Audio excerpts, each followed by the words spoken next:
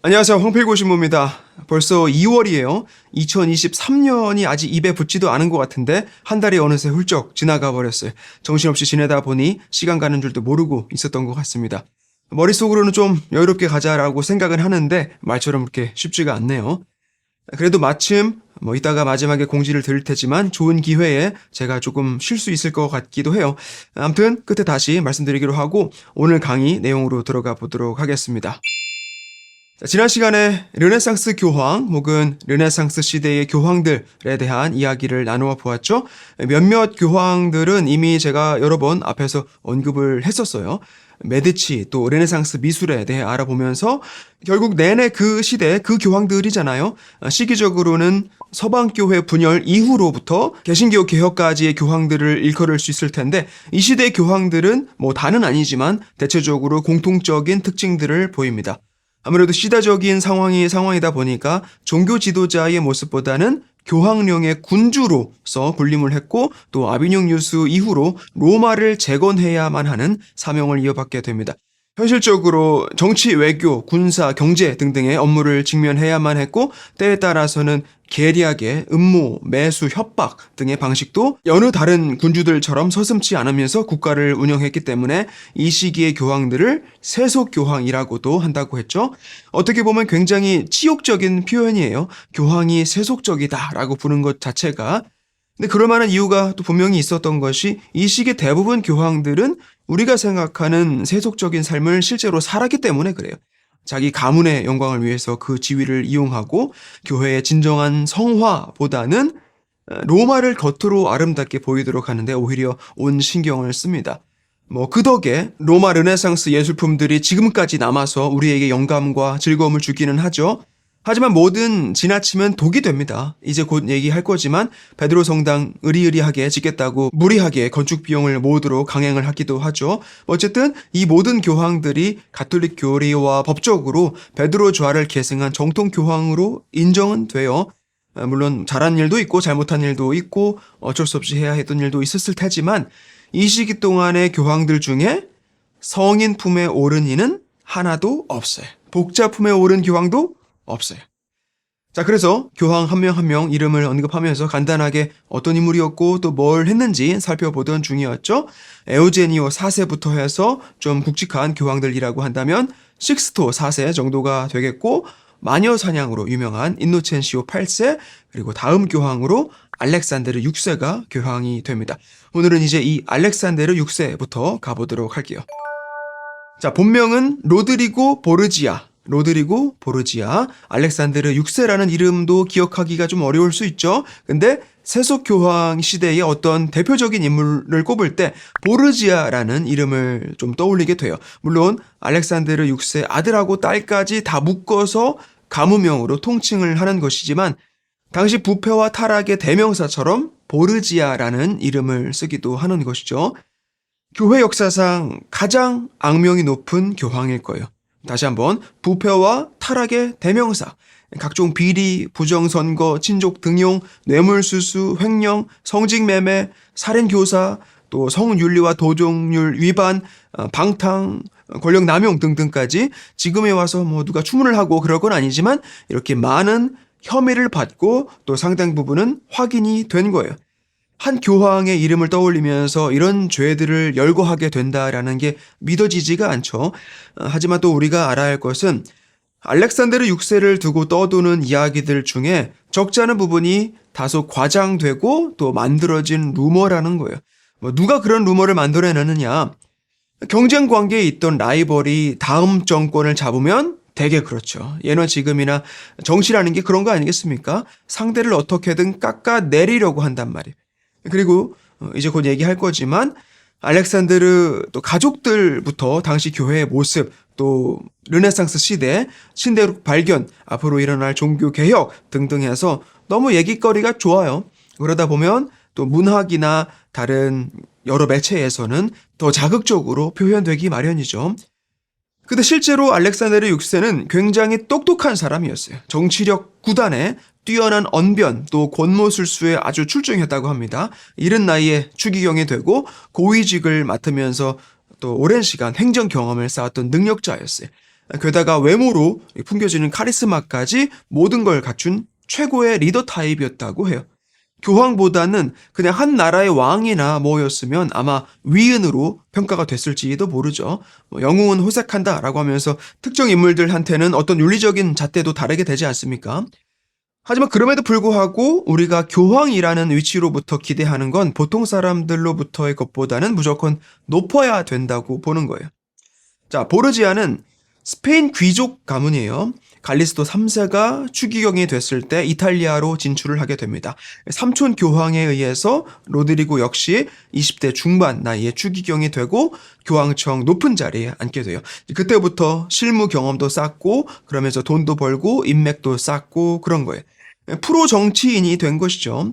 삼촌 교황이 죽고도 계속 그 자리를 지킬 수 있었던 것 자체가 그만큼 업무 능력 또 인간관계는 인정을 받았다는 얘기예요.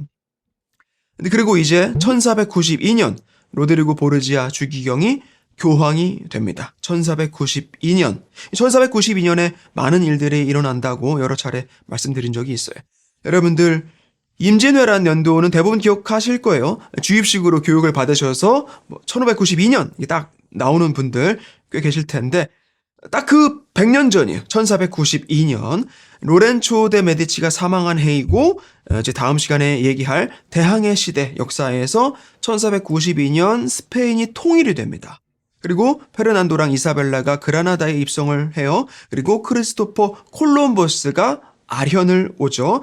그렇게 스페인 지원을 받아서 그 길로 항해를 떠납니다. 그리고는 서인도 신대륙을 발견해요. 그게 1492년이에요.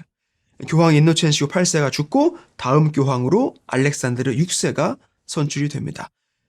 깨끗한 투표는 아니었을 거예요. 확실한 증거가 있는 건 아니지만 당시 정황으로 봤을 때 추기경들을 상대로 어떤 물밑 작업이 분명히 있을 것이라는 그런 합리적인 의심이 들고 그건 알렉산드르뿐만 아니라 다른 라이벌들 특히 줄리아노 델라 로베레 역시 마찬가지였을 거예요. 하지만 아무리 뇌물이 좋아도 아예 무능하거나 정신나간 인물을 추기경단에서 뽑았을 리는 없어요. 스페인 출신이라서 차별도 많이 받고 그랬지만 어쨌든 일 하나는 기가 막히게 잘했다는 얘기죠. 개인적으로 본인이 방탕하게 사는 것도 그렇고 또 역시 친족 등용, 특히 아들 체사레를 추기경으로 만든 것에 대해서는 큰 비난을 사게 됩니다.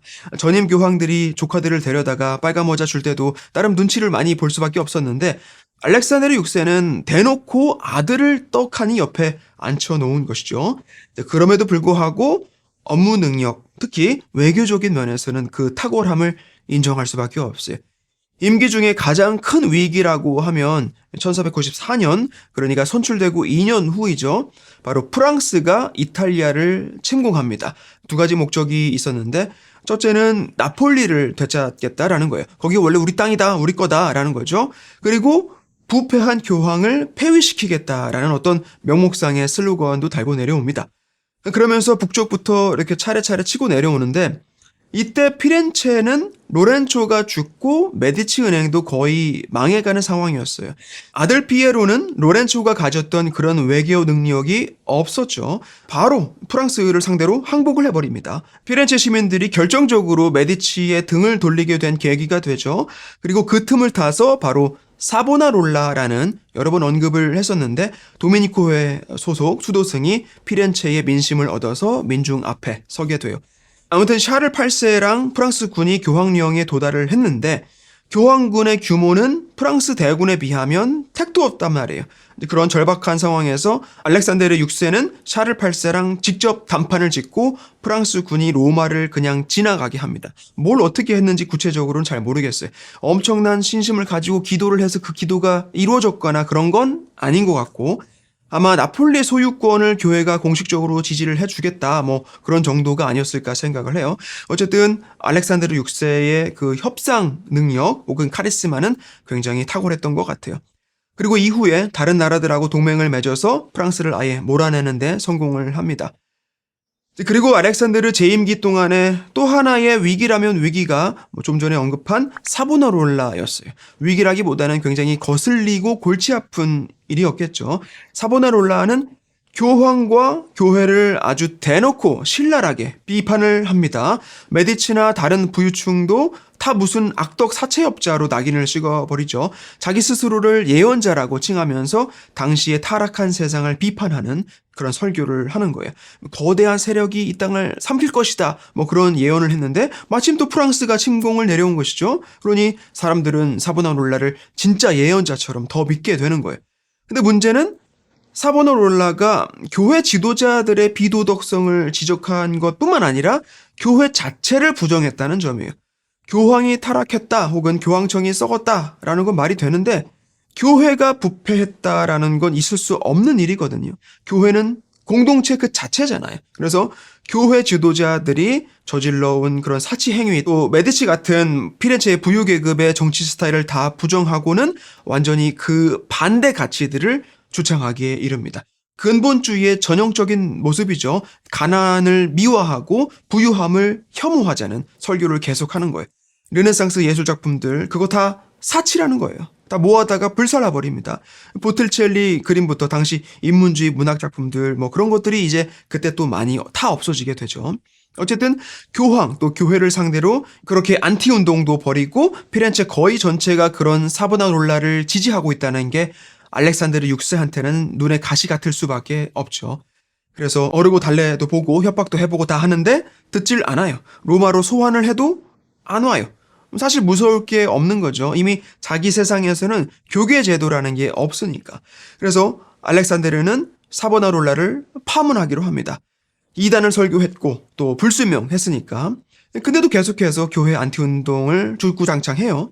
그래서 이제 알렉산드르는 피렌체를 압박하는 거예요. 니네들 사보나롤라 안 내놓으면 도시 전체를 파문해 버리겠다라고 합니다. 도시 전체가 파문되면 어떻게 되죠? 성모 활동이 금지가 돼요. 미사도 못 드리고 애가 태어나도 세례를 못 받고 누가 죽어도 장례 미사를 못 올려요. 그럼 이제 은총 밖에 있게 되는 것이죠. 그래서 excommunication이라고 하잖아요. excommunication. communication 밖에 있는 상태가 된다. 구원 밖에 있게 된다라는 말이에요. 그리고 이제 사보나롤라 역시도 피렌체의 신의를 점점 잃어가고 있었어요. 귀족 정치 체제를 비난하는 것까지는 좋은데 그렇다고 막상 다른 대안도 없단 말이에요. 검소하게 사는 것도 좋지만 다 거지가 될 수는 없잖아요. 그동안 그래도 메디치 덕에 다들 입에 풀칠도 하고 살았는데 사보나롤라는 말만 거창했지 실제로 피렌체 경제가 엄청 안 좋아졌어요. 르네상스의 탄생지이고 수많은 예술가들 또 관련 산업 종사자들이 작품 활동하면서 먹고 살았는데 그걸 다 못하게 한 거잖아요. 그러던 와중에 누군가가 사보나롤라를 도발을 합니다. 진정한 예언자라면 불 속을 걸어도 멀쩡하지 않겠냐는 거예요. 한번 올라가 보라는 거죠. 근데 사보나롤라가 거길 올라가겠습니까? 뜨거운데 거길 왜 올라가요? 그래서 그렇게 꽁무니 빼는 걸 보고 시민들도 더 이상 사보나롤라를 따르지 않기로 해요. 사보나롤라는 결국 재판대에 오르게 되고 교수형에 처해지게 됩니다. 마키아벨리가 군주론에서 이 사보나롤라를 언급하면서 힘이 없으면 개혁도 할 수 없다라고 했어요. 입만 살아있는 개혁은 실패하게 되어 있다라는 것이죠. 하지만 역사 안에서 사보나롤라라는 인물의 등장이 말해주는 건 분명히 있어요. 개신교 운동, 그러니까 종교개혁에 점점 가까워졌다라는 것이죠. 이전까지는 아무리 더럽고 안 입고 와도 아예 대놓고 교회를 까는 사람은 없었는데 교회의 그 필요성 자체를 부정해버리면 그것도 못할 거 없다라는 아이디어를 제시해 준 거예요. 다만 거기까지였던 것이죠. 사보나롤라는 잘못을 지적하는 것까지는 할 수 있었지만 결과적으로는 어떤 큰 변화를 만들어내지는 못합니다. 그리고 이제 한 20년이 채 안 돼서 마틴 루터라는 인물이 나오고 마틴 루터는 사보나롤라의 실수를 번복하지 않아요. 입만 살아있던 게 아니라 자기의 그 이상을 실현시켜 줄 수 있는 힘도 있었어요. 계속 말씀드리지만 그 과정에 대해서는 자세하게 들여다보게 될 텐데 어쨌든 결국 루터는 루터교를 창시하게 되고 이후에 가톨릭 교회도 루터교를 인정할 수밖에 없게 돼요. 자, 다시 알렉산드르 6세로 돌아와서 보르지아라는 이름이 유명해진 것은 알렉산드르뿐만 아니라 자식들도 있어요. 그 중에서 체사레랑 루크레치아가 있습니다. 물론 정상적인 가정은 아니었기 때문에 사생아들이죠. 하지만 그렇다고 굳이 숨기고 그럴 건 없었던 게 애들 있다는 걸 어차피 온 세상이 다 알고 있었어요. 그런가 보다 했을 거예요. 피렌체 같은 민중의 도시라면 모를까? 로마 같은 귀족 정치 체제 안에서는 일반 백성들은 높은 사람들이 어떻게 살든 감히 이래라 저래라 할 수가 없죠. 그래서 루크레치아는 딸인데 아버지 때문에 여러 번 정략 결혼을 하게 돼요. 성적으로 문란했다라는 얘기도 있어서 르네상스 시대의 어떤 악녀처럼 그려지긴 하는데 사실 어떻게 보면 아버지 잘못 둬서 여기저기 팔려다닌 셈이죠. 한 사람의 여성으로서 좀 안 된 면이 있다고 봅니다. 그리고 체사레는 15 나이에 스페인이죠. 팜플로나의 교구장으로 임명이 됩니다. 체사레 말고 후안이라는 또 다른 아들도 있었는데 후안은 군인으로 키우고 체사레는 성직자로서 말하자면 가문 안에서 여러 자리를 나누어 가지면서 동시에 알렉산드르 자기를 보필하도록 만든 거예요. 계속 말씀드리지만 당시 주교라는 직책이 지금과 같은 게 아니었어요. 오히려 정치직에 가깝다고 했죠. 아무튼 그렇게 체사레가 주교가 되고 얼마 안 있어서 아버지가 교황이 된 거예요. 1492년 이제 아들 체사레를 추기경으로 만듭니다. 그렇게 어쨌든 아버지 교황 오른팔 노릇을 하긴 하지만 정작 본인은 성직자 스타일은 아닌 거예요. 오히려 군인이 되고 싶다고 했어요.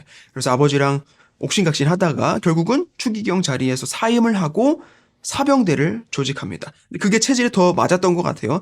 승승장구하면서 교황령 총사령관까지 됩니다. 그 뒤로도 이탈리아 전역을 누비면서 정복 사업을 진행해요. 굉장히 잘 싸웠다고 해요. 그 기간에 피렌체의 마키아벨리를 만나기도 하는데 마키아벨리의 군주론에서 가장 이상적인 군주의 모습으로 이 체사레를 모델로 언급을 많이 해요. 강력한 정복자의 어떤 표본 같은 모습을 체사레가 가지고 있었다고 마키아벨리는 본 것이죠. 이제 그렇게 알렉산드르 6세는 11년 재임을 하고 병에 걸려서 사망을 합니다. 체사레랑 같이 식사를 한 뒤에 둘 다 병을 앓게 돼요. 체사레는 그래도 젊어서 좀 앓다가 살아나는데 알렉산드르는 70이 넘은 나이, 당시로서는 연로한 편에 속하겠죠. 결국 병을 이기지 못하고 죽게 돼요. 당시에 유행하던 말라리아라고 추정을 하는데 혹은 독사를 당했다는 루머도 있어요. 근데 어디까지나 추측이지 알 수 없는 일이에요. 드라마 같은 데에서는 무조건 암살 쪽으로 얘기를 만들어내긴 하겠죠. 그리고 알렉산드르 6세 임기 중에 또 한 가지 중요한 사건이 있는데 토르데시아스 조약이라는 스페인과 포르투갈 간의 아메리카 대륙을 둔 소유권 분쟁을 교황이 중재했던 일이 있었어요. 이건 대항해 시대 편에서 다시 얘기하도록 하겠습니다. 그게 나을 것 같아요. 자, 알렉산드르에 대한 평가는 되게 극과 극으로 양분이 돼요. 인간 말종 타락의 대명사였다. 혹은 탁월한 정치가 외교관, 행정관으로서의 능력과 지력을 갖춘 군주였다라고도 합니다. 당시 다른 통치자들이나 교황들에 비해서 그렇게 특별히 더 심하거나 그런 정도는 아니다라고 마치 우리가 재벌 중에 탈세 안 한 인간 없다라고 어느 정도 악행은 당연시 여기는 경향도 있어요. 하지만 어쨌든 교황은 교황이에요. 그리스도의 지상 대리자로서 교회를 이끄는 아버지로서의 책임과 의무 또 겸손의 미덕을 갖추면서 동시에 위엄을 보여야 하는데 알렉산드르 6세를 포함한 르네상스 시대 어떤 교황도 그 자리에 합당한 모습을 보이진 못했다라는 것이 사실이죠. 같은 죄를 짓더라도 교회 지도자, 성직자는 더 그 죄값이 무거워요. 보통 신자들보다 더 많이 알고 있고 다른 사람들의 모범이 되어야 하는 직무에 있음에도 불구하고 위선을 범한 것이기 때문에 그래요. 자, 이제 그리고 다음 교황은 비오 3세라고 합니다. 얘기할 게 아무것도 없어요. 재위 기간이 27일밖에 안 돼요. 아마 이삿짐도 다 못 풀고 죽었을 거예요. 알렉산드르 6세 사망 당시에 보르지아 세력 혹은 추종 세력하고 델라로벨의 세력하고 아주 첨예하게 대립관계에 있게 됩니다. 다음 정권을 누가 이어가겠느냐가 굉장히 민감해질 수밖에 없죠. 근데 그런 사이에 중립을 지키던 인물이 어떻게 떠밀려서 교황이 된 거라고 볼 수 있어요. 근데 하필 통풍을 앓고 있었고 26일 교황하다가 죽게 됩니다. 이제 다시 또 콘클레베가 열리죠. 알렉산드르 사망 후에 아들 체사레가 군대도 있겠다. 무력으로 로마를 손에 쥐고 안 놓으려고 하고 있었어요. 하지만 아무나 그렇게 와서 콘클라베를 쥐락펴락하도록 추기경단이 놔두질 않죠. 다시 투표가 진행이 되고 유력한 후보였던 줄리아노 델라 로베레는 체사레랑 협상을 합니다. 자기가 교황이 되더라도 계속해서 교황청에서는 보르지아 가문을 지켜주고 지지하겠다라고 체사레를 안심시켜줘요. 그렇게 추기경단의 전폭적인 지지율로 줄리아노 델라 로베레는 교황으로 선출이 됩니다. 율리오 2세예요. 율리오 2세, 줄리아노 델라 로베레는 식스토 4세 조카 추기경 중에 하나였죠. 보르지아랑 라이벌 관계로 서로 앙숙처럼 오랜 시간을 지냈는데 드디어 권력을 잡게 된 거예요. 그리고 체사레한테는 안면몰수를 해버립니다. 선출되자마자 완전히 말을 바꿔요. 선출된 당일에 이렇게 발표를 했다고 해요.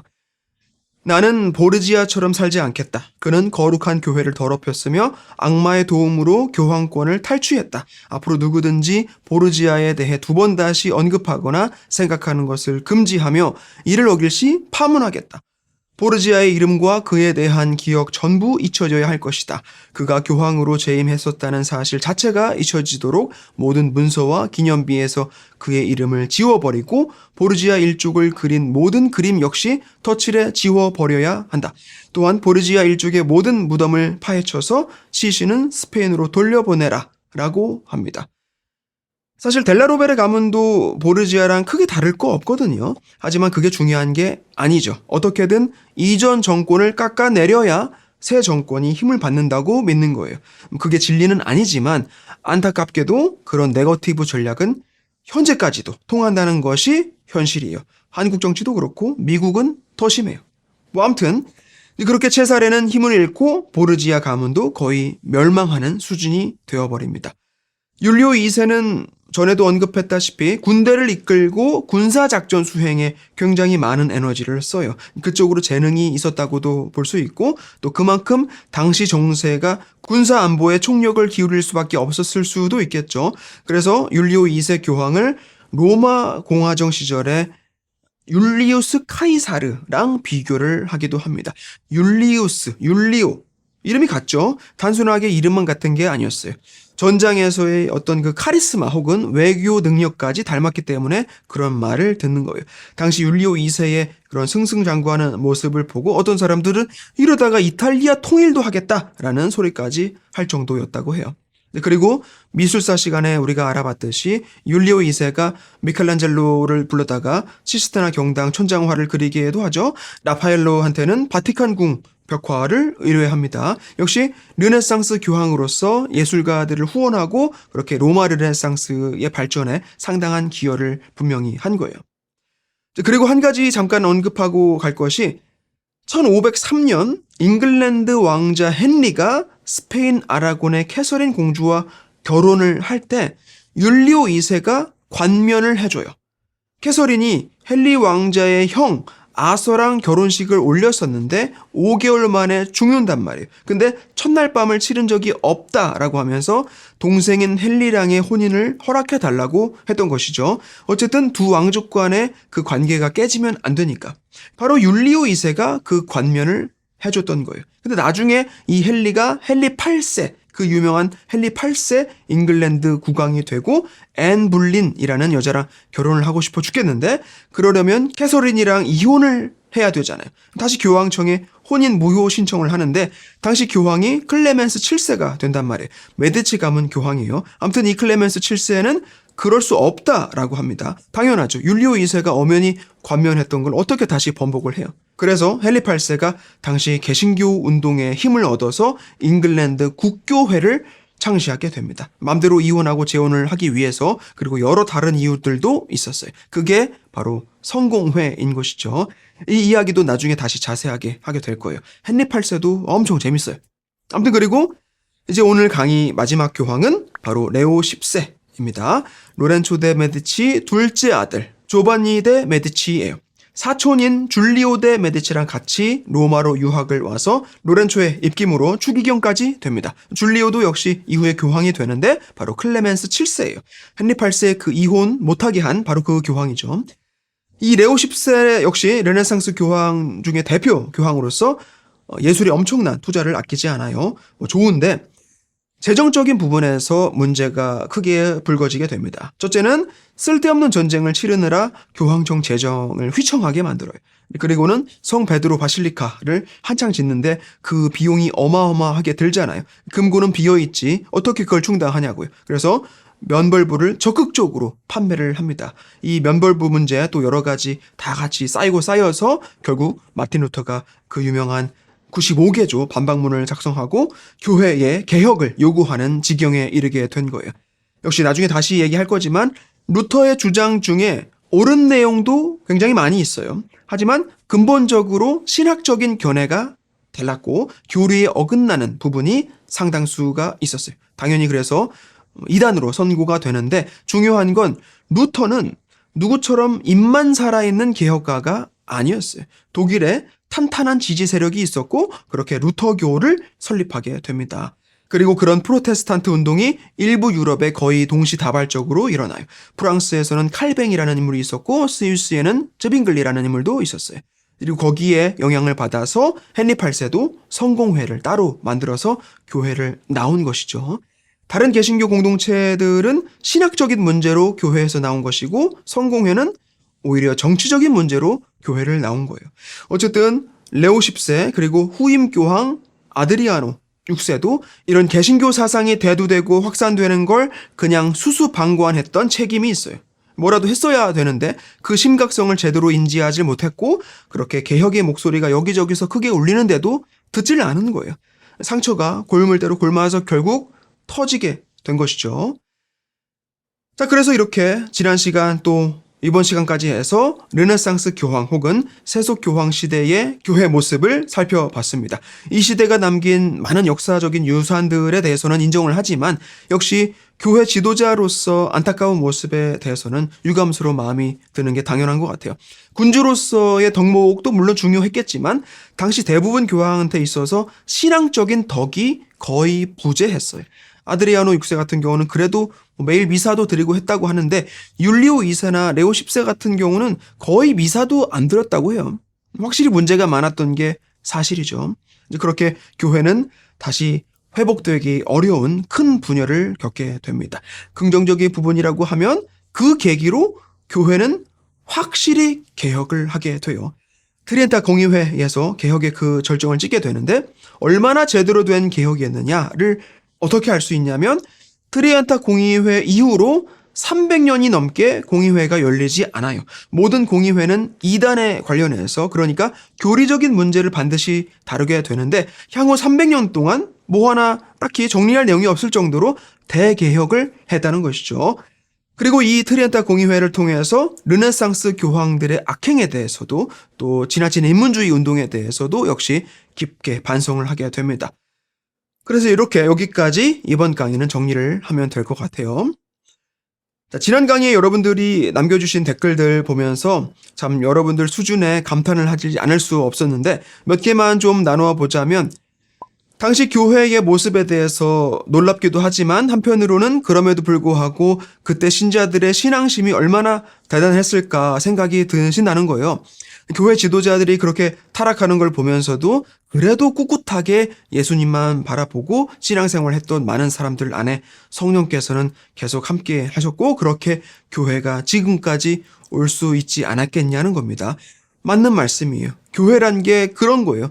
일부 부패한 죄인들이 있다고 해서 교회의 그 위엄이란 것이 어떻게 훼손될 수는 없다는 겁니다. 왜냐하면 교회는 예수님께서 세우신 것이고 교회의 영은 성령이시기 때문에 그래요. 그래도 어쨌든 저도 한 사람의 교회 지도자로서 더욱더 책임감을 갖게 되네요. 그리고 또 어떤 분은 그럼에도 교회는 성장을 해가고 있고 지금도 계속되고 있다고 보신다고 했어요. 지당하신 말씀이죠. 어떤 사람들은 교회가 거꾸로 가고 있다고 생각해요. 세상도 거꾸로 가고 있다고. 물론 현 시대를 비판하는 마음이란 건 알겠는데 세상도 그렇고 교회도 뒤로 돌아가고 있지 않아요. 항상 앞으로 가고 있어요. 물리적으로도 그럴 수밖에 없고. 그래서 혹시라도 세상이 거꾸로 가고 있다고 생각하시는 분들은 그런 생각은 좀 버리시는 게 좋겠다고 말씀을 드립니다. 누가 뭐래도 교회는 완성을 향해 앞으로 가고 있어요. 그리고 또 한 분은 종교개혁을 종교 분열로 표현하는 게 맞는 게 아니냐는 어디선가 들으셨겠지만 정확한 표현의 중요성을 말씀해 주셨어요. 물론 맞습니다. 나중에 다시 설명을 드릴 수도 있겠지만 종교개혁이라고 하면 어휘에서 오는 의미가 명확하지가 않죠. 단순하게 종교라고 했을 때 무슨 종교를 말하는 거냐라고 할 수 있고, 개혁이라고 하면 내부적인 변화 혹은 개선을 말하는 건데, 우리가 알고 있는 종교개혁은 가톨릭 교회에서 분열이 일어나서 개신교 공동체들이 생겨난 사건 혹은 운동을 뜻한단 말이에요. 진짜 개혁은 그 이후에 일어납니다. 그리고 프로테스탄티즘을 개신교라고 번역을 하는데 이건 역시 온전한 번역은 아니죠. 개신교는 개혁을 한 새로운 종교라는 뜻일 거 아니에요. 그래서 옛날 사람들은 가톨릭을 구교라고 부르기도 했는데, 그럼 문제는 항상 옛 것은 다소 부정적인 의미가 있고 새로운 것은 비교적 긍정적인 표현으로 인식을 해요. 그렇다면 구교는 나쁘고 신교는 좋은 게 되는 것이죠. 또 그리고 그리스도교는 새로움의 신앙이란 말이에요. 옛 계약의 새로운 계약으로 구원의 약속이 그리스도를 통해 완성이 되지 않습니까? 그래서 우리가 새로운 날, 새로운 노래를 불러드리는 거 아니에요. 그래서 저는 구교라는 표현도 썩 좋아하지 않아요. 가톨릭은 지금 현재의 신앙이지 옛날에 지나간 종교가 아니란 말이에요. 그래서 정확하게는 교회 분열 혹은 적절한 번역이 없어서 그렇지 프로테스탄트 운동이라고 해야 그 의미가 더 맞긴 하는데, 언어라는 건 대중매체 아닙니까? 서로가 통하는 어떤 도구를 쓰는 게 편리해요. 그래서 원칙주의를 내세워서 정확한 표현을 쓰는 것도 좋지만 종교개혁이라는 표현으로서 누구나 다 아는 말을 쓰는 것도 그렇게 나쁘지는 않다라는 겁니다. 그래서 저 같으면 이 강의에서는 되도록 용어를 섞어서 쓰도록 하겠습니다. 제가 무슨 논문을 쓴다거나 한다면 무조건 올바른 표현을 고집했을 거예요. 하지만 이런 강의는 누구나 들을 수 있는 것이기 때문에 적절한 중용을 찾는 게 맞지 않나라는 생각을 합니다.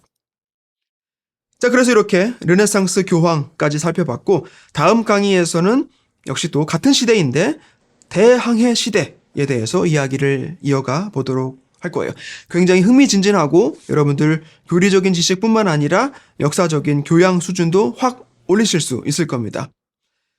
그리고 이미 눈치채셨겠지만 오늘 강의가 100강이에요. 100강. 처음 시작할 때는 한 100강이면 다 끝낼 수 있지 않을까라고 생각을 했었는데 막상 계속 하다 보니까 대항해 시대부터 21세기까지 오려면 500년이 나왔어요. 여러분들 급한 일 없으시죠? 150강이 됐든 200강이 됐든 필요한 대로 계속 하도록 하겠습니다.